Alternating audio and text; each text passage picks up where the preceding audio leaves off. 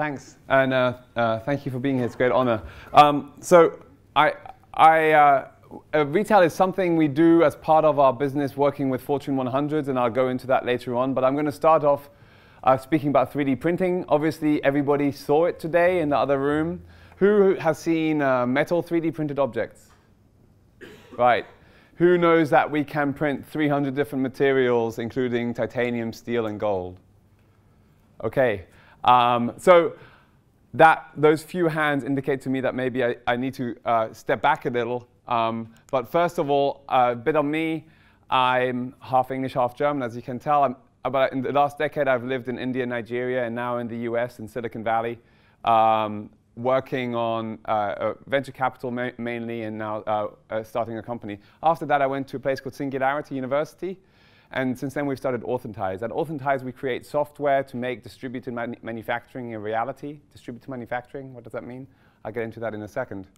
3D printing at a 10,000-foot level. It's a very interesting technology. The term stands as a bucket for 7 different technologies, including laser technology, the extrusion that you saw over there. Lots of interesting things that are happening with it. For instance, jewelry. Customization is a key component, key value add of 3D printing. The technology has actually been around for 30 years, and as a result, the focus has really been on prototyping, the ability to create anything, anytime. This is now kind of expanding, and the customization element is really what's driving consumer demand at the moment. And you can see here normals, which is adapting your headphone to your ear shape. So this is an application that you can download, take a picture of your ear with a coin next to it for measurement, and then get it printed out. They have a store, actually, in New York. And this is an English company called Makey. No, not Makey. Makeables. Make-Dolls, yes, that's one. This is another reason why 3D printing has been kind of exploding in the market, is the ability to engage children to design and make anything on the spot, which is where the extrusion 3D printers come in very handy. So we've got consumer demand, and that's really what's driven kind of excitement in the field. In a longer presentation, what I could go into is why we see this, but one of the core drivers is that the technology is old and the patents have started to expire, so a lot of innovation happening in the technology. It's actually very rapidly advancing. In Formula 1, where 3D printing has been used for prototyping for the last 20 years, in the last 5 years, they started using it for production parts that are driving in the cars that are driving at 200-300 miles an hour. And in orthopedics, you're seeing dental crowns, also clear braces being used. And this is actually hearing aids of one of the core examples that 3D printing is being used for. 97% of hearing aids are now 3D printed. Titanium hip implants are printed. There's a whole chain of 1,500 volunteers that are 3D printing prosthetics for people.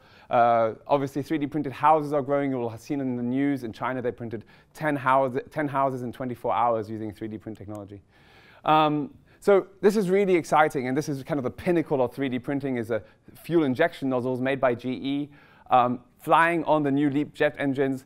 So what I want to make clear with this is that 3D printing isn't just a toy. It's not just what you see coming, a bit of plastic coming out of the end of the nozzle. It's high-performance parts injected in jet engines, humans, and Formula 1 cars. It's very exciting technology. So what does this mean for us? Well, what I realized looking at it is that the one big driver that 3D printing is really based on is the fact that we have a huge failure point, which is getting parts to people. We spend 16% of our GDP in the US moving stuff from A to B and storing it at B. $8.5 trillion. It's crazy. We also deal with a whole number of other failure points. In America, every plane that flies in America in '99 or flew in America in '99 had a fake part on board, even the Air Force One, the safest plane in the world. So we have these supply chains that are expensive, that don't work, that are failure prone. When I lived in Nigeria, I lived there for 5 years running a VC fund. Just before I left, a plane crashed. 160 people died because it takes a minimum of 3 days to get a spare part into the country. Right? So you've got an airline that's losing $400,000 a day saying, why don't we just bribe somebody to keep the plane flying? Now, this is a very extreme example of how 3D print, how supply chain failure operates. But the fact is, it's a kind of elephant in the room. We've learned to deal with it, but it shouldn't always have to be this way. And 3D printing is becoming an alternative. Right? What we've seen, as I mentioned, it's a nearly 30-year-old technology. It evolved from a prototyping tool to a functional prototyping tool. And then we're starting making customized parts. This is Soles, a very interesting company, just heavily funded in the US, that makes custom orthopedic implants, completely revolutionizing that sector. And then you've got GE making small run productions. So their unit numbers for that that fuel injection nozzle are actually about 3,500. So what you've seen in the industry is this evolution of prototyping, 100% customized, to more and more production objects, okay? So now 34% of the industry is actually functional parts, not just prototypes anymore, up from 0% in 2002. Extremely exciting evolution, and the next step of that is obvious. For me, it's spare parts. Right? We're going to get to a point where we're making the objects closer to the point of use, and eventually, absolutely everything. Now, of course, that's not a fast reality, but the equation is so simple, it must be true. We have this huge failure, which is supply chain, and we've got a rapidly emerging alternative. This will not affect absolutely everything that's printed. In our estimations, by 2027, we'll be looking at about 10% of manufacturing that is going to be produced digitally, not only by 3D printers, close to the point of use. Okay, what does that? It's a huge shift. That's bigger than the shift of advertising to digital platforms like Google. And in this new reality, what does it look like? It becomes an environment where digital designs are the currency, not distribution platforms, not marketing initiatives, designs, content, right? Not manufacturing capacity. It becomes an environment where we are thinking about what happens when we're moving a physical supply chain that's evolved over 100 years and we're putting it into digital supply chain, right? That shift is fundamental. It's not an easy example, but it's already happening. This is an example called the Fairphone case. 3D Hubs is a network of 3,500 individuals that own 3D printers, and 200 of those were selected to print the phone case for this phone. 11,000 units printed in the last 6 months. No retail, no centralized production. Printed closer to the point of use, delivered by hand or by post. It's quite amazing. So you've got this ability to print objects close to the point of use, and you've got an existing physical supply chain that we're going to move into digital. So now's the time to think about what does that actually mean to you. At Authentise, one thing we do with our clients, and I'll speak a bit more about, there's kind of two companies, but one thing we do with our clients is think through their existing value chain and think, what will that mean for you in the future? Right? How do you play a role in this environment? And what really encourages me is that startups and established companies are starting to pop up that are addressing each of these points. So now to our core technology, very briefly, how do we address in this new value chain? Well, we make sure that owners of digital designs, intermediaries of digital designs, can share their designs without actually sharing the raw design file. It's a bit like streaming for 3D printing. We take the file, we prepare it for printing, and we stream it directly into the printer. So one concern that you have already forming in your mind, how do I protect my IP? Well, we're taking care of that. Another thing we're starting to do is looking at the feedback that's coming back from the printers and using that to generate quality assurance principles, right? So that's really exciting for us as well. But it stands back to a bigger question. If you've got this long supply chain and you're moving things like quality control, traceability reporting, material management, all these different factors that are part of your existing supply chain into the new digital world, you need new systems for all of those to emerge, and that's what we're working on. So after having gone very quickly through this whole the backdrop, really, I want to talk a bit about what the experiments are in retail and how it's shaping up to be. This is based on work we've done for one of our clients, and this is separate from our technology company. We run a services company that works with mainly Fortune 100s to help them think through that new value chain and start working on experiments. Typically, we run a pilot with our clients that is customer and executive facing, and we usually execute within 6 to 9 months. And it's really an initiative to take the lean startup valley approach into large corporations to help them learn quicker, to help them get brand awareness, to do all sorts of things. It's very exciting for us to be working at really the forefront of 3D printing in very many different verticals. One of our biggest clients is a home improvement chain. And so what they worked on, they realized, well, what I'm going to have is the ability to make anything in my shop. I don't have to be limited to 50,000 SKUs, 100,000 SKUs, 150,000 SKUs. I can make whatever the customer wants in the store. And not only that, if there's an object that the person is having trouble identifying in homeware stores, you've already all experienced that, he can come in and just scan the object. And even if I don't have the object in store, I can just take that scan and make the object for him.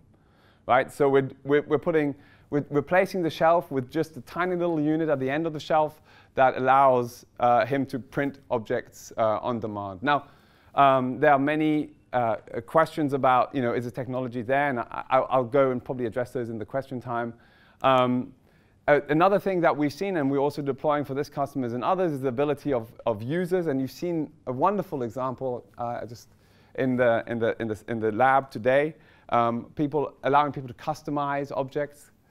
Whether it's making sure that the piping is, that weird diameter that was made in the 1940s and is not non-standard, or whether it is adding your name to the bracelet or the ring or whatever you want to make. So that's another tool that allows people to kind of expand the product range. Something else that we've seen emerging in the market, which we're not really typically working on, is an experience set. So this is users coming into the store, scanning themselves, adding a Star Trek clothing to it because they can add anything they want, and then printing out the figure.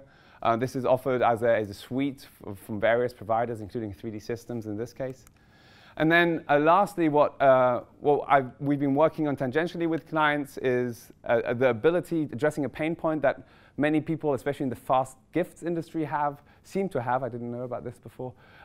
Is that a lot of ordering, $100,000 worth of $1 little dolls goes out blind. There's no testing in the market. So what could you do? Well, you could print 300 of them out, see how they sell over the weekend, and then order them on Monday.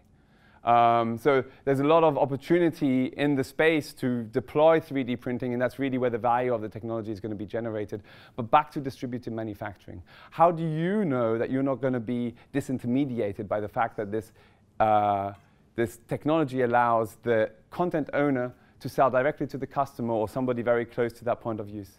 Well, in our work with retailers, what we found is that there's a very slight legal issue that puts quite a lot of power in the retailer's hands, which is astonishing to me. They were given, in many cases, the rights to the digital objects that they sell for marketing purposes. Those digital rights extend to the production, to the CAD designs that are necessary for the production of the objects in the store. So actually, you can force your suppliers to the table. You could do it alone. You might not want to do that. But you could say, if you don't do it with me, I'm going to do it without you. And you have the legal basis to do that in many cases. Go back to your legal departments and check with them. It's very exciting because we're seeing that if somebody doesn't want to move in this technology, somebody else will. And as soon as our first clients release their initiatives, everybody else is following suit. You've already seen UPS, Nike, NASA, all kinds of people releasing initiatives in the space this year. But what really excites me, the kind of curveball in the industry, is they're not going to emerge for a while. What needs to happen for 3D printing to really become a tour de force in our society is not that we are able to download and print something, is if we allow customers, think about this, to go from the transition of knowing they want something and then thinking about what's available, to knowing they want something and designing it and getting exactly that object. Imagine the freedom of movement, of thought that gives our customers. So it's really not until the next generation of people that grow up CAD native that will be able to make that transition in their head without being impeded by kind of the brainwash that we've been through. They are going to be able to create really anything that they want. So with that, thank you very much. Open for questions.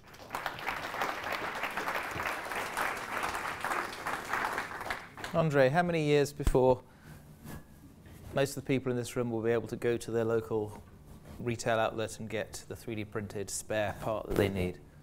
I would say not that it's going to take some time to get through the back catalog and make sure that we can print everything. But the concept of spare parts and getting spare parts is going to happen tomorrow. Is already happening for objects that have typically a high downtime cost. So oil rigs and planes, or are end of life, like classic cars. So these are the niches where it starts happening first in classic Christensen, and then we move towards the center. And the reason I say it'll never be everything that's 3D printed is because things like plastic cups or mass-produced objects will always be cheap and easier to make in one central place and then distribute. But you're going to work with those fringes and move towards ever-increasing maximum viable unit numbers. So right now, until 2002, it was prototyping, so it was only one.